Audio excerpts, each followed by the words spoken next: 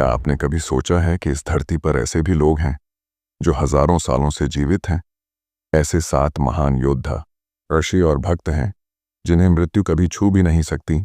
वे 7 अमर लोग जो कलयुग के अंत तक जीवित रहेंगे। कौन है ये 7 चिरंजीवी? इनके चिरंजीवी होने के पीछे कौन सा रहस्य है? क्या वे अभी भी जिंदा हैं? आखिर कहाँ रहते ये सातों? आज हम इन 7 रहस्यमयी और चमत्कारी चिरंजीवियों की अनसुनी कहानियां सबूत के साथ जानेंगे, जिसको आज वैज्ञानिक और पत्रकार भी मानने को मजबूर है। चिरंजीवी की अवधारणा हिंदू मान्यताओं की आधारशिला है, और यह समझना कि वे कौन हैं और उनका महत्व क्यों है तो हिंदू पौराणिक कथाओं और संस्कृति को समझने की आवश्यक है। कुछ प्रश्न है, ये 7 चिरंजीवी कौन है? वे क्या रहते हैं? वे अमर क्यों हैं? उन्हें अमरत्व का वरदान क्यों मिला? क्या है उनके शक्ति का राज्य? क्यों उनका अस्तित्व है इतना महत्वपूर्ण? इन सारे प्रश्नों को हम आज जानेंगे। अतः आपसे हाथ जोड़कर निवेदन है, वीडियो को पूरा देखिए। यदि आपको हमारा प्रयास अच्छा लगता है तो ज्वाइन बटन जो डिस्क्रिप्शन में है लेकर आप हमारी मदद कर सकते हैं। वीडियो के नीचे एक सब्सक्राइब का बटन दिख रहा होगा, उस पर क्लिक कर सब्सक्राइब कर लीजिए, और बगल में बेल आइकन दिख रहा, उस पर क्लिक कर ले। दोस्तों, वीडियो को लाइक करके जैसा कि हम जानते हैं, जब जब धरती पर पाप बढ़ता है तब तब श्री हरि विष्णु का अवतार होता है। वे दुष्टों का संहार करते हैं। श्री हरि विष्णु के अब तक कुल 9 अवतार हो चुके हैं। हमारे पुराणों और धर्म ग्रंथों के अनुसार श्री हरि विष्णु का 10वां अवतार भगवान कल्कि के रूप में कलयुग के अंत तक होना है। उसी भगवान कल्कि के अवतार की प्रतीक्षा में आज भी ये 7 चिरंजीवी हैं। आज हम यह जानेंगे कि ये 7 चिरंजीवी कल्कि अवतार से कब और कहाँ मिलेंगे। चिरंजीवियों में सबसे ज्यादा चर्चा होती है वे हैं अश्वत्थामा। अश्वत्थामा गुरु द्रोणाचार्य के पुत्र थे और उन्हें भगवान शिव का विशेष आशीर्वाद प्राप्त था। वे एक महान योद्धा थे।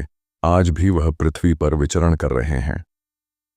जब महाभारत का युद्ध अपने अंतिम चरण में था, पांडवों ने एक कूटनीति के तहत यह अफवाह फैलाई कि अश्वत्थामा मारा गया है। यह सुनकर उनके पिता गुरु द्रोणाचार्य ने शस्त्र त्याग दिए और इसी अवसर का लाभ उठाकर धृष्टद्युम्न ने उनका वध कर दिया। अपने पिता की मृत्यु से क्रोधित होकर अश्वत्थामा ने प्रतिशोध लेने का निर्णय लिया। रात के अंधेरे में कृपाचार्य और कृतवर्मा के साथ मिलकर उन्होंने पांडवों के शिविर पर हमला किया। दुर्भाग्यवश उन्होंने 5 पांडवों के बजाय द्रौपदी के 5 पुत्रों उप पांडवों का वध कर दिया, जिन्हें उन्होंने गलती से पांडव समझ लिया था। जब पांडवों को इस घटना का पता चला तो उन्होंने अश्वत्थामा को पकड़ने का प्रयास किया। अश्वत्थामा ने बचने के लिए ब्रह्मास्त्र का प्रयोग किया, लेकिन अर्जुन ने भी ब्रह्मास्त्र चला दिया। तब ऋषि व्यास ने दोनों से अपने अपने अस्त्र वापस लेने को कहा। अर्जुन ने तो अपना अस्त्र वापस ले लिया, लेकिन अश्वत्थामा को ब्रह्मास्त्र वापस लेना नहीं आता था। इसीलिए उन्होंने इसे उत्तरा के गर्भ में पल रहे अभिमन्यु के पुत्र परीक्षित की ओर मोड़ दिया। भगवान कृष्ण ने अपने दिव्य शक्ति से परीक्षित को बचा लिया और अश्वत्थामा को श्राप दिया, तू अनंत काल तक जीवित रहेगा, तुझे कोई मार नहीं सकेगा। तेरा शरीर श्रापग्रस्त रहेगा और तू सड़ता रहेगा। तू कष्ट में जीवन व्यतीत करेगा और किसी भी स्थान पर स्थायी रूप से नहीं रह पाएगा। इसके बाद कृष्ण ने अश्वत्थामा के मस्तक से उनकी दिव्य मणि निकाल ली, जिससे वह रोग और कष्ट से मुक्त रहते थे। इसके बाद से अश्वत्थामा वन वन भटकते हुए कष्टमय जीवन जी रहे हैं।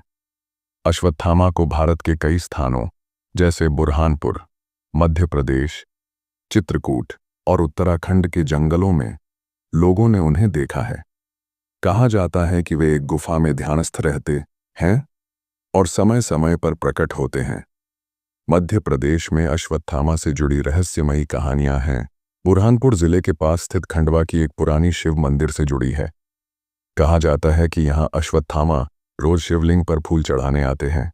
स्थानीय लोगों के अनुसार अश्वत्थामा यहाँ स्थित एक पुराने शिव मंदिर में रोजाना पूजा करते हैं। सुबह मंदिर में ताजे फूल, जल और चंदन दिखाई देते हैं, लेकिन वहां कोई व्यक्ति दिखाई नहीं देता। खंडवा का मंदिर, यहाँ स्थित कुक्कड़ेश्वर महादेव मंदिर में भी लोगों का मानना है कि अश्वत्थामा रात में पूजा करने आते हैं। पुजारियों के अनुसार सुबह मंदिर में पूजा के निशान मिलते हैं, जैसे जल और फूल, लेकिन कोई उन्हें चढ़ाता हुआ नहीं देखता। उज्जैन का महाकालेश्वर मंदिर कहा जाता है कि अश्वत्थामा यहाँ भी दर्शन देने आते हैं और महाकाल की पूजा करते हैं। स्थानीय लोगों का मानना है कि कभी कभी एक विशालकाय व्यक्ति जिसका माथा बुरी तरह से घायल होता है मंदिरों के आसपास दिखाई देता है।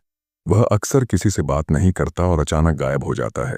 माना जाता है कि यह अश्वत्थामा ही है जो अपने पाप का प्रायश्चित करने के लिए शिव की आराधना में लीन रहते हैं। अगले चिरंजीवी में से एक हनुमान जी हैं।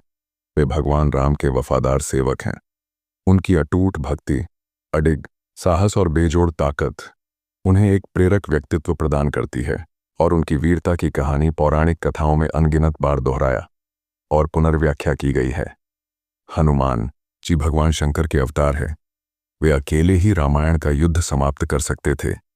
जब रावण माता सीता को हर कर लंका ले गया तो हनुमान जी ने सीता माता की खोज कर लंका में भगवान राम का संदेश पहुंचाया था। तब माता सीता ने उनकी भक्ति और साहस से प्रभावित होकर उन्हें अमर होने का वरदान दिया। बाद में जब भगवान राम का बैकुंठ जाने का समय हुआ तब हनुमान जी ने उनसे प्रार्थना की, प्रभु आप मुझे भी अपने साथ ले चलिए, आपके बिना मेरा क्या अस्तित्व है।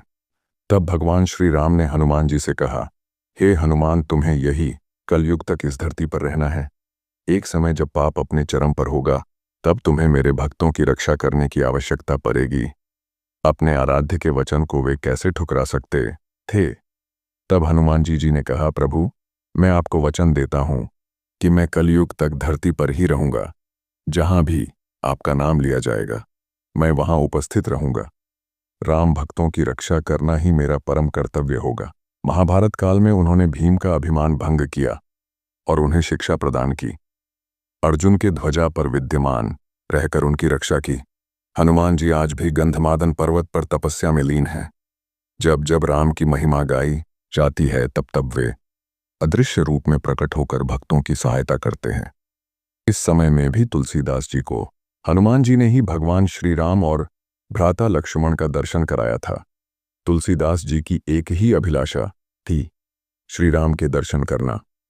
एक दिन उन्होंने हनुमान जी से पूछा कि उन्हें राम जी के दर्शन कब होंगे।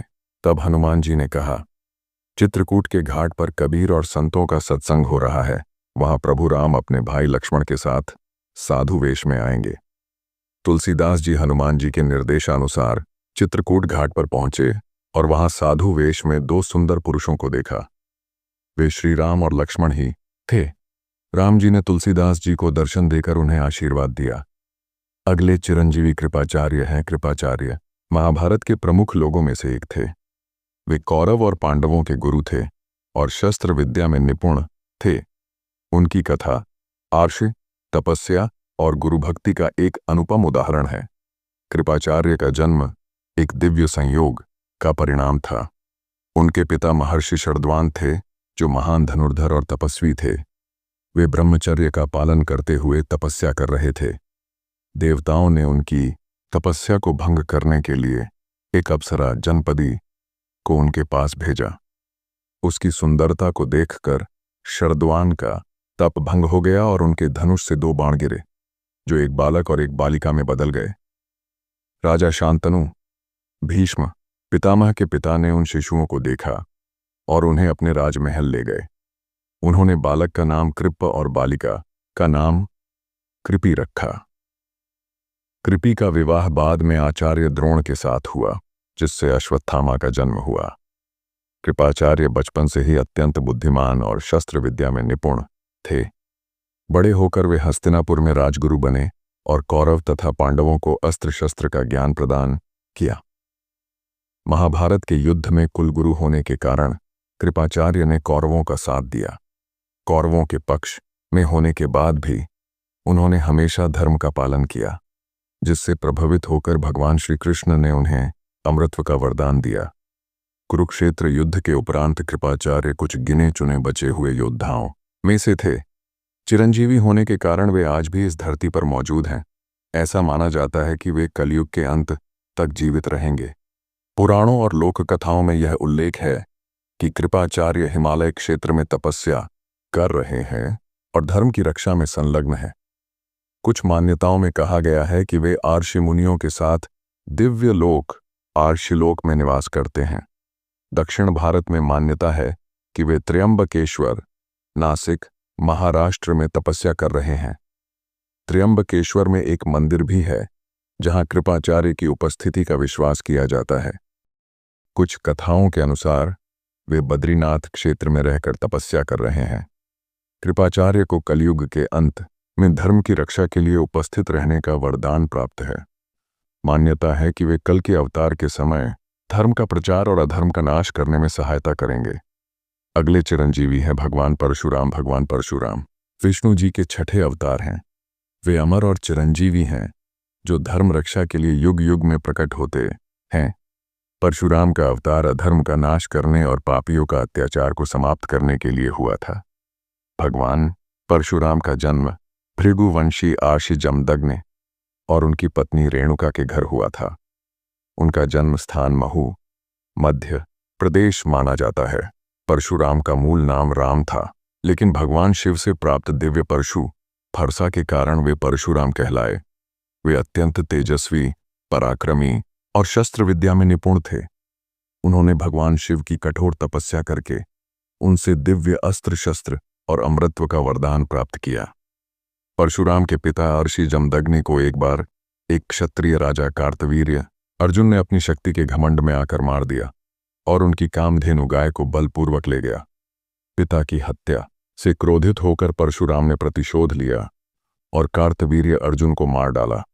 इसके बाद उन्होंने 21 बार पृथ्वी को क्षत्रियों से विहीन कर दिया।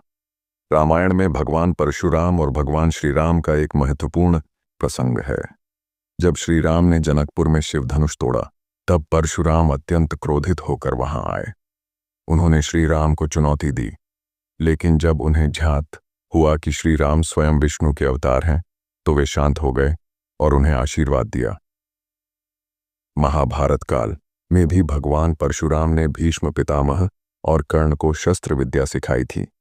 भीष्म पितामह उनके परम शिष्य थे।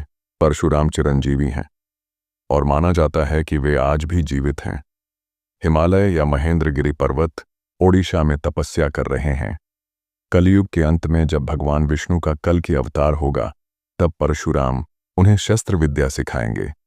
अगले चिरंजीवी है महर्षि वेदव्यास, जिन्हें कृष्ण द्वैपायन के नाम से भी जाना जाता है। हिंदू धर्म में एक महान अर्षि, महाकवि और सनातन ज्ञान के संरक्षक माने जाते हैं। उनका जीवन, योगदान और महाभारत जैसी अद्भुत ग्रंथ रचना हमें धर्म, ज्ञान और सत्य की ओर प्रेरित करती है। वेदव्यास का जन्म आशी पाराशर और सत्यवती के सान्निध्य में हुआ। उनके जन्म को एक दिव्य संयोग और आशीर्वाद माना जाता है, जिससे उन्हें प्रारंभ से ही ज्ञान और अद्भुत समझ प्राप्त हुई। उन्होंने मूल एकीकृत वेद को 4 भागों में विभाजित किया: ऋग्वेद, यजुर्वेद, सामवेद और अथर्ववेद, जिससे ज्ञान का वितरण और अध्ययन सरल हो सके। उनके अतुल्य ज्ञान और साधना से प्रसन्न होकर उनके पिता आशी पराशर ने उन्हें अमर होने का वरदान दिया। इसके अलावा वह अपने दिव्य दृष्टि से भूत, वर्तमान और भविष्य को देखने में सक्षम थे। महाभारत के अतिरिक्त उन्होंने कई पुराणों जैसे कि भागवत पुराण और अन्य धार्मिक ग्रंथों का संकलन भी किया, जिससे हिंदू धर्म के सिद्धांत और नैतिकता को आगे बढ़ाया गया। अगले चिरंजीवी है विभीषण। विभीषण जी लंकापति रावण के छोटे भाई थे। विभीषण जी ने राम और रावण युद्ध में अन्याय के खिलाफ खड़े होकर सच्चाई का मार्ग चुना। जब रावण ने माता सीता का अपहरण किया, तब विभीषण ने रावण को बहुत समझाने की कोशिश की, लेकिन रावण ने उनकी एक भी बात नहीं मानी। विभीषण ने यह समझा कि रावण का पथ अन्याय का है। तब उन्होंने राम जी के साथ जाने का निर्णय लिया।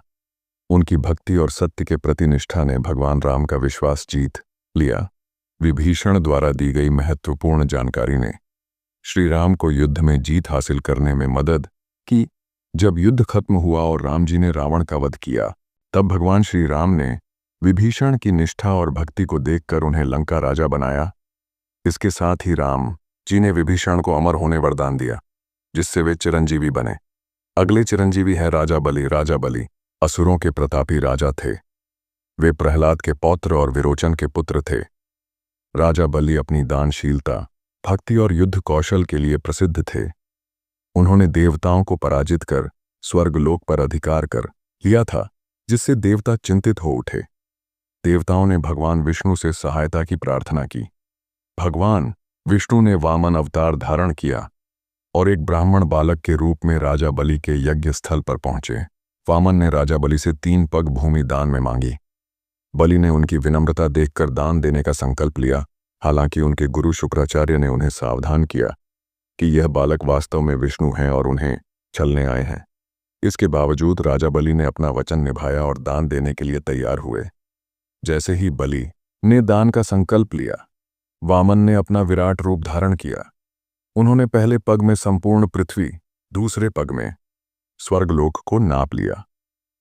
तीसरा पग रखने के लिए स्थान न होने पर राजा बलि ने अपना सिर प्रस्तुत किया। वामन ने तीसरा पग उनके सिर पर रखकर उन्हें पाताल लोक भेज दिया, लेकिन उनकी दानशीलता और भक्ति से प्रसन्न होकर उन्हें पाताल लोक का राजा बना दिया और चिरंजीवी होने का वरदान दिया। केरल में ओणम पर्व राजा बलि की स्मृति में मनाया जाता है। मान्यता है कि इस दिन राजा बलि पाताल लोक से धरती पर अपनी प्रजा से मिलने आते हैं, जो उनकी प्रजा के प्रति अपार स्नेह को दर्शाता है। इस तरह से जब कलयुग के अंत में भगवान कल्कि का अवतार होगा, तो ये सतो चिरंजीवी भगवान कल्कि की सहायता के लिए वहां रहेंगे। चिरंजीवी हिंदू पौराणिक कथाओं और अर्थ और उद्देश्य के लिए मानव खोज के सार का प्रतिनिधित्व करते हैं। उनकी कहानियों ने पीढ़ियों से दिलों और दिमागों को मोहित किया है और वे आज भी हमें प्रेरित करते हैं।